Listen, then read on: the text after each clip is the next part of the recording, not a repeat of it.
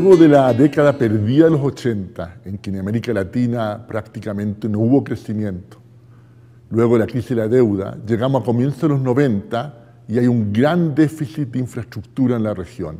El cuello de botella principal para crecer es la falta de infraestructura, la falta de carreteras, de puertos, de aeropuertos, la falta muchas veces también de escuelas y de hospitales. Y en ese contexto emergen las APPs como una opción, como una nueva alternativa. Una alternativa que no requiere de que el Estado haga las cosas, sino que le da un mayor rol al sector privado.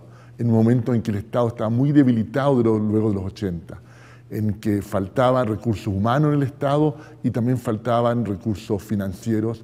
Y es en ese contexto donde primero México, luego Argentina, luego Chile optan por las APPs.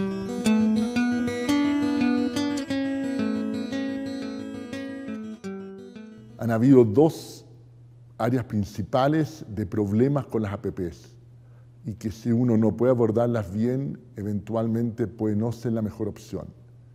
El primer área son un exceso de renegociaciones de contratos.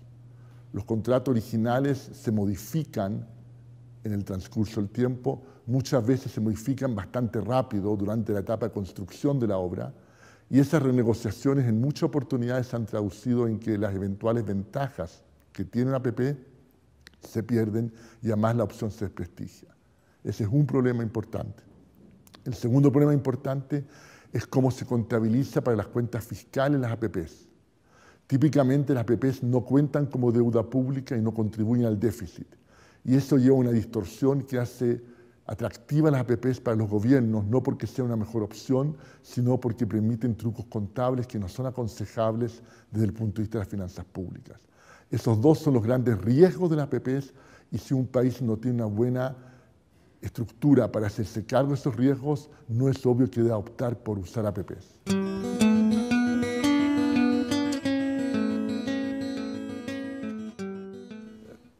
Los retos son tener gobernanza que evite renegociaciones que son malas socialmente, que son oportunistas, y tener una contabilidad fiscal que no permita hacer trucos contables.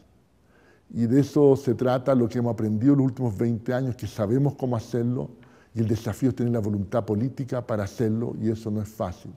Por hace 20 años ni siquiera sabíamos cómo hacerlo, hoy en día lo sabemos, y hoy en día también varias reformas legales de las leyes de APPs en países de la región se han hecho cargo en buena medida de estos desafíos. Nos hemos movido en la dirección correcta.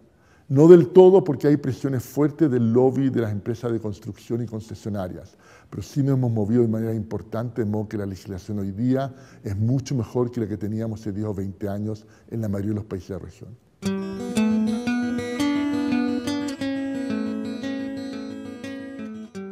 Depende del país y depende del tipo de infraestructura. En países con instituciones débiles, y hay varios en la región, yo no recomendaría APPs. La provisión pública en esos casos puede ser menos problemática. Son países en los cuales cualquier provisión va a ser problemática. Pero el problema de las APPs es que son negocios de alto riesgo en que un privado invierte grandes sumas y las recupera a lo largo de 20, 30 años.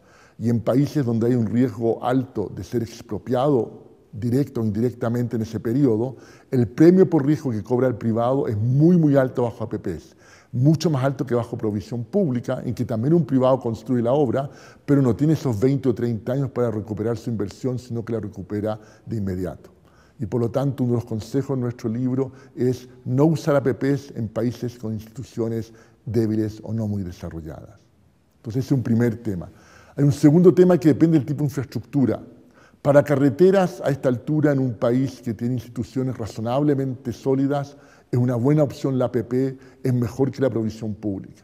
En cambio, para hospitales, por ejemplo, para escuelas, la verdad es que todavía no sabemos.